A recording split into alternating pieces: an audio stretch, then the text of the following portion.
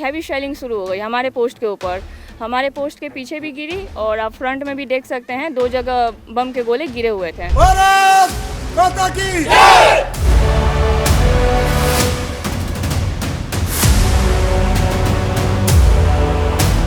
जब उनके सामने गोले गिर रहे थे तो वो अपनी पोस्ट पर जिम्मेदारी के साथ न सिर्फ खड़ी रही बल्कि मुंह तोड़ जवाब दिया। वो जितने फायर दे रहे थे हम उसके दुगने तादाद में फायर दे रहे थे। ये सिलसिला लगभग 5 साढ़े 5 बजे तक चलती रही। से हमें मौका मिले तो हम दहाड़ मारे उनके पोस्टों पर कब्जा कर ले और हमने बराबर फायर करके बम गिरा के उनका मोरल डाउन कर दिया। उनके एक गोली आती है, हम उसके 3 जवाब देते हैं, वो फिर थोड़ी देर शांत बैठ जाते हैं, लेकिन उसके बाद वो आधे घंटे बाद फिर कोशिश करते हैं, हम उसके बाद फिर उनको दबा के फायर करते हैं। इस वक्त हम इंटरनेशनल बॉर्डर पर बीएसएफ की चौकी में मौजूद हैं।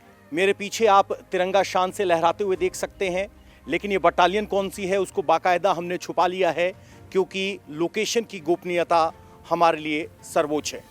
ये वो पोस्ट है जहां पाकिस्तान रेंजर्स की तरफ से लगातार गोलाबारी की गई थी और ये ऑपरेशन सिंदूर के दौरान वो मौका था जब 1971 के बाद इंटरनेशनल बॉर्डर पर यहाँ पर शेलिंग देखी गई और उस शेलिंग का मुकाबला जिन वीरों ने किया वो इस वक्त हमारे साथ हैं, जिसमें बीएसएफ की महिला भी शामिल हैं, महिला सीमा प्रहरी भी शामिल हैं।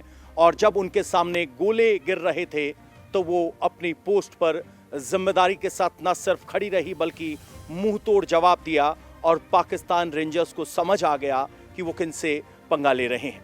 इस वक्त ये सारी जो आप वीरांगनाएं देख रहे हैं ये वो थी जो पोस्ट पर तैनात थी। मैम, ऑपरेशन सिंदूर के दौरान क्या हुआ, आप कहाँ तैनात थी, क्या देखा? जी, जैसा कि आप सबको पता है 7 तारीख को एयर स्ट्राइक हुआ था, तो उसके बाद हम सब जानते थे कि कुछ ना कुछ उधर से नापाक इरादे पूरा करने की वो कोशिश करेंगे।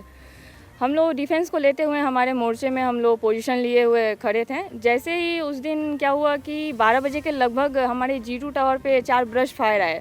उसके बाद से हमने जल्द से जल्द देरी ना करते हुए अपने कंपनी कमांडर, अपने CHM साहब, अपने इंस्पेक्टर साहब को हमने खबर दे दी। उसका जैसे उन्होंने बोला कि सभी अपना डिफेंस ले लो, अपनी तैयारी कर लो, हालांकि हम पहले से भी तैयार थे। उसके ठीक 30 से 40 मिनट बाद उनके तरफ से हैवी शेलिंग शुरू हो गई हमारे पोस्ट के ऊपर। हमारे पोस्ट के पीछे भी गिरी और आप फ्रंट में भी देख सकते हैं 2 जगह बम के गोले गिरे हुए थे। फिर हमने उनके फायर का जवाब फायर से दिया। वो जितने फायर दे रहे थे हम उसके दुगने तादाद में फायर दे रहे थे। ये सिलसिला लगभग 5 साढ़े 5 बजे तक चलती रही। हमारी फायर की तादाद इतनी अच्छी थी, इतनी ज़्यादा थी कि उनका मोरल पूरी तरह से डाउन हो गया और वो लास्ट में हार मान के पीछे चले गए। अच्छा, पीछे चले गए। आपने तो शायद पहली बार गोले देखे होंगे बरसते हुए इस तरीके से। मैं बताना चाहूँगी जैसे कि हम मेंटली, फिजिकली और मतलब एनिमेशन, वेपन, जिस चीज़ के रूप से इतने प्रिपेयर थे ना कि अगर हमें ऊपर से आदेश मिलता ना तो हम बिल्कुल आगे जाके उनके पोस्ट को कब्जा करने की ये में थे। अच्छा। हम कर लेते सर, कर लेते। तो इससे आप समझ सकते किस तरह का मनोबल है। मैम, आपने गोला फटते हुए नहीं देखा था, लेकिन जब आप बॉर्डर आउटपोस्ट पर तैनात थी तो आपके सामने वो गोला फटा, तो उस वक्त मन में क्या चल रहा था, क्या भावनाएं चल रही थी? मन में यही था कि मतलब जैसे हमें मौका मिले तो हम दहाड़ मारे उनके पोस्टों पर कब्जा कर ले। हमें अपने ट्रेनिंग में यही हमें सिखलाई दी जाती है कि हम अपने देश के लिए अपना कुछ भी न्यौछावर कर सकते हैं। हम आपको वो पोस्ट भी दिखाएंगे जहां पर गोले गिरे थे। आज भी वहां पर मार्किंग की गई है और सिर्फ महिला प्रहरी नहीं, हर कोई अपनी पोस्ट पर तैनात था। सर, आप उस वक्त कहाँ मौजूद थे और इंटरनेशनल बॉर्डर पर जो फायरिंग या शेलिंग कई दशकों में नहीं दिखी थी वो ऑपरेशन सिंदूर के दौरान दिखाई दी, किस तरह का रिस्पॉन्स था, मन में उस वक्त क्या चल रहा था? सर, हमको मोरल तो हैप्पी था। हम जैसा उस दिन फायर हुआ ना सर, उस दिन हम भी सोच रहा था, जब हमको ऑर्डर मिला ना उस समय हम अपोजिट में तो जाके उसको कैप्चर करके आना है, उतना तो हमका मोरल अप में था। अच्छा। और हम फायर करने का तो बिल्कुल है, उसको कैप्चर करने का, कैप्चर करने का मन में था। मन में जैसे ऑर्डर के लिए वेटिंग कर रहा था सर। फिर हम तो सब, तो जब तक ऑर्डर नहीं आया था तब तक की बेचैनी क्या थी मन में? सर, मोरल तो बहुत अप है सर, उसका तो हम बोल नहीं सकते, इतना है अप है सर। अच्छा, जोश हाई है, मोरल अप है, पीछे जवान मुस्कुरा रहे हैं। सर, हम आपसे जानना चाहते हैं क्या चल रहा था मन में उस वक्त, क्या स्थिति थी, और जब लग रहा था कि ऑपरेशन सिंदूर इंटेंस हो रहा है तो मन में क्या चल रहा था? मन में तो ये चल रहा था कि अभी जाके उनकी दुश्मन की पोस्ट पर कब्जा कर लें, और हमने बराबर फायर करके बम गिरा के उनका मोरल डाउन कर दिया, और जवाबदार इतना जवाबी फायरिंग किया कि उनको उठने ही नहीं आया। तो सुबह 5 बजे तक वो अपने आप डाउन पड़ गए। डाउन पड़ गए। तो एक वक्त ऐसा आया कि जब बीएसएफ की जवाबी फायर के बाद पाकिस्तान की तरफ से फायरिंग आनी बंद हो गई। हमने आपको वो पोस्ट भी दिखाई जो पोस्ट आज तक खाली पड़ी है, क्योंकि बीएसएफ की फायरिंग की वजह से वो पोस्ट खाली छोड़कर पाकिस्तान रेंजर्स भाग गए। आज भी उस पोस्ट पर पाकिस्तान का झंडा नहीं है। वो तस्वीरें भी हमने आपको दिखाई, और हमने उन वीर जवानों से भी आपको मिलवाया जो भारत की फर्स्ट लाइन ऑफ डिफेंस हैं। पाकिस्तान फ्रंटियर या कहें कि पंजाब फ्रंटियर पर पाकिस्तान की तरफ से कोई शेलिंग नहीं हुई थी, कोई गोलाबारी नहीं थी। 1971 के बाद ये पहला मौका आया था अपनी भुजाओं को फैलाने का, और भारतीय वीरों ने इतना मुंह तोड़ जवाब दिया कि कई पोस्ट छोड़कर पाकिस्तान रेंजर्स वापस भाग गए। पाकिस्तान की तरफ से न सिर्फ गोलीबारी की गई बल्कि मोर्टार शेलिंग की गई। ये 81 mm मोर्टार शेल के पार्ट्स हैं जो यहाँ बॉर्डर आउटपोस्ट के आसपास गिरे थे, जो बीएसएफ ने रिकवर किए हैं। इस पर बाकायदा पाकिस्तान ऑर्डिनेंस फैक्ट्री POF 81 की मार्किंग है, और ये शेल अपने निशाने पर नहीं गिर पाए, और ये शेल भारतीय वीरों के मनोबल को नहीं हिला पाए। और स्थिति ये रही कि यहाँ 70 से 80 राउंड शेल फायर करने के बाद पाकिस्तान को समझ में आया कि नुकसान नहीं कर पा रहे हैं, बल्कि नुकसान उनको हो रहा है।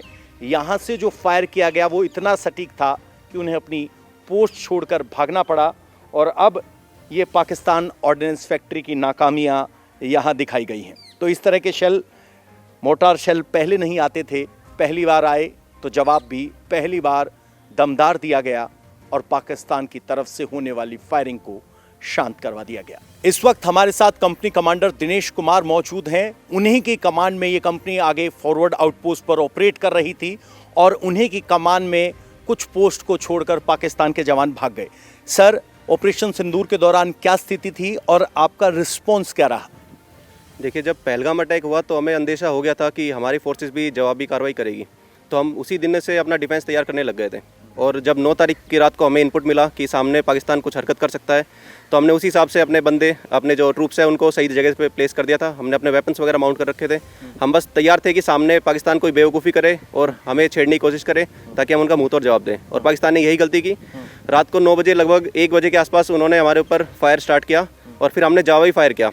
1 बजे जब उनके शेल आने लगे, हमने हमारी LMG से फायर करा, हमारा मोटर का भी फायर कराया। उनके 1 गोली आती है, हम उसके 3 जवाब देते हैं। वो फिर थोड़ी देर शांत बैठ जाते हैं, लेकिन उसके बाद वो आधे घंटे बाद फिर कोशिश करते हैं, हम उसके बाद फिर उनको दबा के फायर करते हैं। 5 बजे के आसपास तक यही खेल चलते रहा। वो हम पे कोशिश करते हैं, हम उनको दबा देते हैं, वो फिर रुक जाते हैं। फिर 5 बजे के बाद उन्होंने एक बार फिर आखिरी कोशिश की। उसके बाद हमने उन पर इतना तेज़ फायर मारा, उसके बाद या तो वो पोस्ट छोड़ के भाग गए, क्योंकि ना उसके बाद कोई फायर आया, ना वहाँ पे कोई इंसान दिखा, ना इंसान की जात। इंसान नहीं दिख रहा वहाँ पे? बिल्कुल नहीं, ना वहाँ पे इंसान था। वहाँ पे लगभग 5-6 दिनों तक हम अपने इलाके को डोमिनेट करते रहे। ना उनका कोई आदमी दिखा, ना उनके सिविलियंस भी कोई नहीं दिखे। वो या तो अपनी पोस्ट छोड़ के भाग गए, या हमें पता नहीं हो सकता कैजुअलिटी भी हो गई होगी वहाँ पे। हम उसका मना नहीं कर रहे हैं। बाकी हमारे जवान पूरी तरीके से तैयार थे, और अगर जैसा जवानों ने बताया आदेश मिलता तो हम पूरी तरीके से एडवांस करने के लिए भी तैयार थे। लेकिन समय रहते सीज फायर लग गया, तो पाकिस्तान की किस्मत अच्छी है, वो BSF से बच गया। BSF से बच गया। एक सवाल आपके मन में आ रहा था कि जब तक फायरिंग का ऑर्डर आपको कब मिला? क्या पाकिस्तान के फायर के जवाब में फायर किया गया या ऑर्डर का इंतजार किया गया? देखिए, जो BSF है वो काफ़ी प्रोफेशनल फोर्स है। हम किसी को ट्रिगर नहीं करते हैं, लेकिन अगर कोई हमें छेड़ने की कोशिश करता है तो हम उसका करारा जवाब देते हैं। हमारे सीनियर्स ने हमें आदेश दे रखा था, हमें ग्राउंड के कमांडर्स को ये आदेश रहता है कि अगर जरूरत पड़ेगी तो ग्राउंड में सिचुएशन देखते हुए फायर करा सकते हैं। और इसके लिए हमें ऊपर से पूरी छूट मिली हुई थी कि अगर आपको जरूरत पड़ेगी तो आप दबा के फायर कीजिएगा। और वैसा ही हुआ। जैसे ही हमारे पर फायर स्टार्ट हुआ, हमने अपने कमांडर्स को भी इन्फॉर्म किया, और हमें काफ़ी पॉजिटिव रेस्पॉन्स मिला कि हमें मुँह तोड़ जवाब देना है, और हमने उसका मुँह तोड़ जवाब भी दिया पाकिस्तान को। मुँह तोड़ जवाब दिया गया। डिप्टी कमांडेंट इस वक्त हमारे साथ हैं। सर, जब यहाँ फीमेल स्टाफ है जो बॉर्डर आउटपोस्ट पर तैनात होता है, तो आपके मन में ये नहीं आया कि उनको पीछे खींच लें या उनको एक सेफर लोकेशन पे शिफ्ट कर दें? क्या प्लानिंग थी? किस तरह से फीमेल प्रहरियों को ऑपरेट किया गया? देखिए, फीमेल्स यहाँ पे हैं, हम उनको इक्वल जवान की तरह ही ट्रीट करते हैं। और BSF इतनी प्रोफेशनल और ट्रेंड फौज है कि ट्रेनिंग में इतना अच्छी तरह से ट्रेनिंग दिया जाता है कि हर जवान तैयार रहता है किसी भी हालात को फेस करने के लिए। उस दिन भी ऐसा ही हुआ। 9 मई को यहाँ पे ऐसी कोई स्थिति नहीं थी कि कोई मोर्चे में कोई लड़कियों का मोर्चा अलग या लड़कों का मोर्चा अलग, सभी लोग साथ में मिलकर डटे हुए थे, सभी लोगों ने साथ में मिलकर कार्रवाई की। वहाँ से हैवी शेलिंग मोटर का आया, जिस तरह से दिनेश ने बताया, और जवाब में यहाँ से मोटर फायर हो रही थी, MMG LMG जो भी वेपन्स हमारे पास हैं, हमने मुंह तोड़ जवाब दिया। और जैसे BSF का मोटो है, जीवन पर्यंत कर्तव्य, हमारा कर्तव्य यह है कि भारत माँ की रक्षा करना, किसी भी हालत में वो हम करेंगे। हमने जवाब दिया, जवाबी कार्रवाई रात भर होती रही। अगली बार ऐसा मौका आएगा हम फिर करेंगे।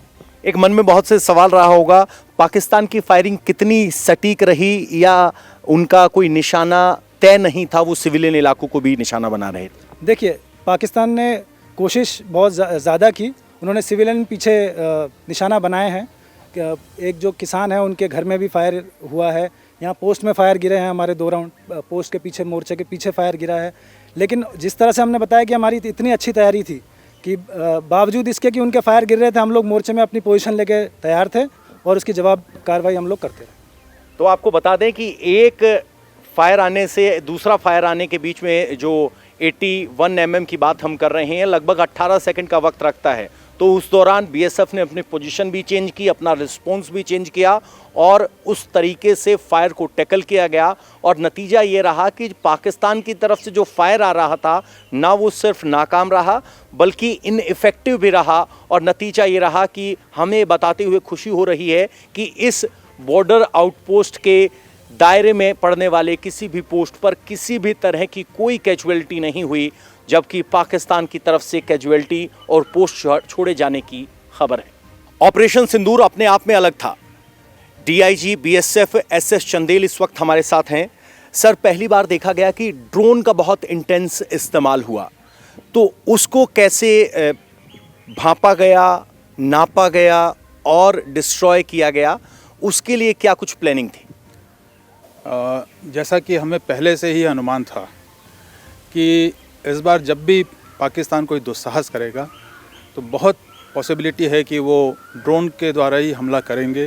ड्रोन एक्टिविटीज़ वैसे भी पाकिस्तान करते रहता है, तो हमें इस बात का अंदेशा था कि ड्रोन से ही वो, और हो सकता है मिसाइलों से भी हमारे ऊपर अटैक करेंगे। इसके लिए हमारी पूरी तैयारी थी पहले से ही। आपको पता है, हम BSF यहाँ पे 365 दिन रहती है, 24 घंटे रहती है, और हम प्रिपेयर्ड हमेशा ही रहते हैं, लेकिन बॉर्डर गार्डिंग के और विजिलेंस के हिसाब से। लेकिन इस बार जब से ये हादसा हुआ था पहलगाम में, तब से हमें लगने लगा था कि पाकिस्तान कुछ ऐसा करेगा जिसका हमें जवाब बहुत तगड़ा देना है, और हम प्रिपेयर्ड थे। तो जवाब देने के लिए हमारी तैयारी थी। उसमें हमने एंटी ड्रोन जो सिस्टम है अपने, वो भी सारे इंटीग्रेट किए हुए थे, जिसमें हमारा एंटी ड्रोन सिस्टम BSF का, आर्मी का, एयरफोर्स का, सारे जो सिस्टम हैं उनका इंटीग्रेशन किया गया था। और साथ ही साथ जो हमारी ग्राउंड फोर्सेस हैं, उनको कोई भी ड्रोन का अगर अटैक होता है उससे बचने के लिए क्या क्या प्रिपरेशन करने हैं, वो भी सारी तैयारी हम उस समय से करना चालू कर दिए थे। उसका नतीजा ये रहा कि हम मैक्सिमम संख्या में उनके ड्रोन गिरा सके, और उनका एक भी ड्रोन ऐसा नहीं था जो हमारे किसी भी इंस्टॉलेशन को या किसी भी हमारे जवान को कोई नुकसान पहुंचा सका। ये एक जो इंटीग्रेटेड एफर्ट्स था सभी फोर्सेस का, जो एंटी ड्रोन सिस्टम का, उसके कारण ये संभव हो सका था। सर, पंजाब के इस इलाके की अगर हम बात करें तो BSF की इफेक्टिवनेस बहुत ज़्यादा दिखाई दी। कुछ बॉर्डर आउटपोस्ट हमने देखे जो आज भी खाली पड़े हैं। क्या वजह रही कि इतना इफेक्टिव BSF का रिस्पॉन्स रहा? BSF जैसा कि मैंने आपको बताया, 365 दिन 24 घंटे यहाँ पे रहती है, और हमारे जवान इस इलाके को बहुत ही अच्छे तरीके से जानते हैं, like back of their palm. वो हर इंच का यहाँ का जो भी टेरेन है उसको जानते हैं कि कहाँ से ऑब्जर्वेशन सही हो सकता है, कहाँ से हमारे एडवर्सरीज जो हैं उनका ऑब्जर्वेशन हम डिनाई कर सकते हैं, कौन सी पोजीशन ऐसी है जहाँ से हम इफेक्टिव फायर डाल सकते हैं, और कहाँ पे ऐसी हम जगह पोजीशन लेंगे जहाँ पे उनका फायर हम पे इफेक्टिव नहीं हो सकता। तो इन चीज़ों का बेनिफिट तो हमारे पास था ही। जिस समय पाकिस्तान ने दुस्साहस किया और उन्होंने फायर किया, तो हमारे जवान पहले से जानते थे कि कहाँ हमने जगह लेनी है। और कई जगह आपको शायद हमारे कमांडेंट साहब या कंपनी कमांडर साहब ने बताया भी होगा कि हम शाम को जिस जगह पे पोजीशन लिए हुए थे, जिस जगह को पाकिस्तान ने देखा था, शाम के बाद हम उस जगह को खाली करके दूसरी जगह में चले गए थे, और पाकिस्तान उस पोजीशन को एंगेज करते रहा जहां वो सोचा रहा था कि हम हैं। लेकिन जब उनके पास बगल से फायर आया तो वो बिल्कुल हतप्रभ रह गए थे, अचंभित रह गए थे। और इतना ज़बरदस्त फायर हमारे लड़कों ने किया कि उनको अपनी पोस्ट छोड़ के भागना पड़ा। आपको मैं ये भी बताना चाहूँगा कि हमारी फायरिंग जो हमारे जवानों ने की थी उसका इफ़ेक्ट इतना ज़बरदस्त था, इतनी दहशत थी पाकिस्तान में। आप देखेंगे कि अभी भी वो झंडे नहीं चढ़ा पा रहे हैं अपने पोस्टों में, कई पोस्टें खाली करके चले गए थे। उसके बाद भी जब फायरिंग बंद हुई है, सीज़ फायर हुआ है और नॉर्मलसी की तरफ बढ़ते हुए हमने जब जीरो लाइन पे अपनी पेट्रोलिंग शुरू की, उस वक्त ऐसे भी मौके आए जब हमारे जवान जीरो लाइन पेट्रोलिंग के लिए गए हैं तो पाकिस्तान का संतरी पोस्ट छोड़ के भाग गया कि बीएसएफ आ गई है और उनकी पोस्ट में खलबली मच गई थी। ये उनका खौफ दर्शाता है जो हमारी फोर्सेस के प्रति उनके दिल में आज बैठा हुआ है। तो बड़ी बात कह रहे हैं एसएस चंदेल साहब, कह रहे हैं कि जिस तरीके से जीरो लाइन पर बीएसएफ ने पेट्रोलिंग दोबारा शुरू की तो संतरी पोस्ट छोड़कर भागा, ये बताने के लिए बीएसएफ आ रही है और ये खौफ ज़रूरी है। ऑपरेशन सिंदूर जारी है और बीएसएफ की अलर्टनेस भी 100% तैयार है। कैमरामैन चंद्रभान के साथ पवन नारा, इंडिया टीवी।